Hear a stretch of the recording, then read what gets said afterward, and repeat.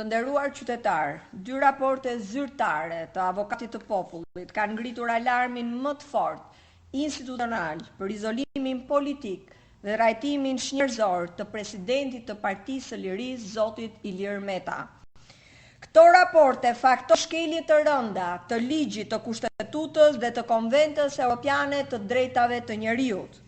Raporti i parë i publikuar në gusht 2025 dokumentoi rrëmbimin kriminal në mes të ditës të ish presidentit të Republikës, ish kryeministrit dhe ish kryetarit të Kuvendit. Avokati i Popullit konstaton se forcat speciale operacionale ishin të maskuara, pa shenja identifikuese, pa kamera në trup dhe me mjete private, të cilat janë përdorur në shkelje flagrante të ligjit, ndaj një personi të pa armatosur, pa rrezikshmëri shoqërore dhe që ka qenë gjithmonë i gatshëm të bashkëpunojë me drejtësinë. Përdorimi i forcës ka qenë disproporcional, degradues dhe në shkelje të hapur të dinjitetit njerëzor. Nuk është mbajtur, thot avokati i Popullit, asnjë dokumentacion për shoqërimin.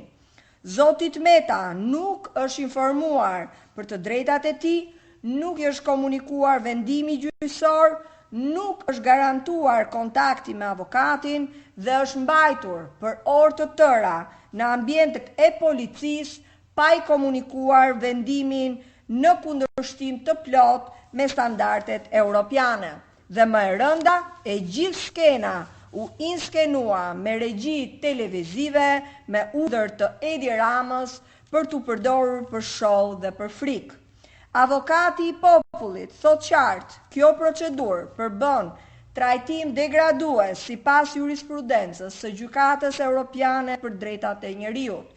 Ky nuk është shtet i së drejtës, por ky është një shtet bandash.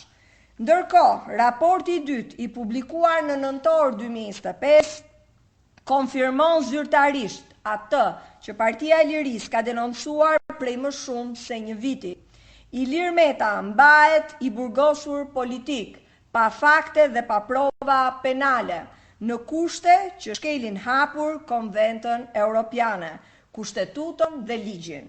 Avokati i Popullit konstaton se kufizim të tepruar dhe arbitrar të takimeve familjare me vetëm 4 në muaj, duke e kthyer minimumin ligjor të standardit ndalues pa asnjë bazë ligjore.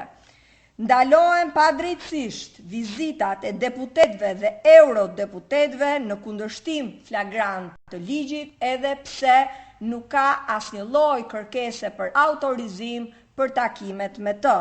Pengohen kontaktet me drejtuesit e partisë, duke cënuar drejt për drejt të drejtën e organizimit politik.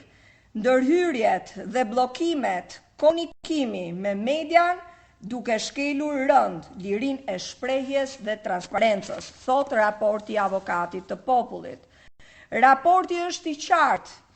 Të paraburgosurit duhet të gëzojnë një regjim më të lirë mbi bazën e prezumimit të pafajësisë që ata gëzojnë. Ajo që ndodh me zotin Meta është praktik e një shteti represiv që përdor burgjet dhe drejtësinë si instrument për hakmarrje politike.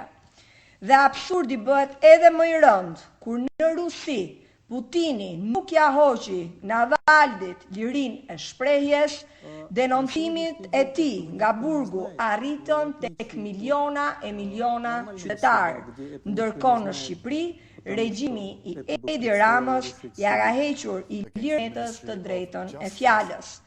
Çdo përpjekje për komunikim me media ndërshkohet dhe çdo fjalë censurohet me urdhër politik.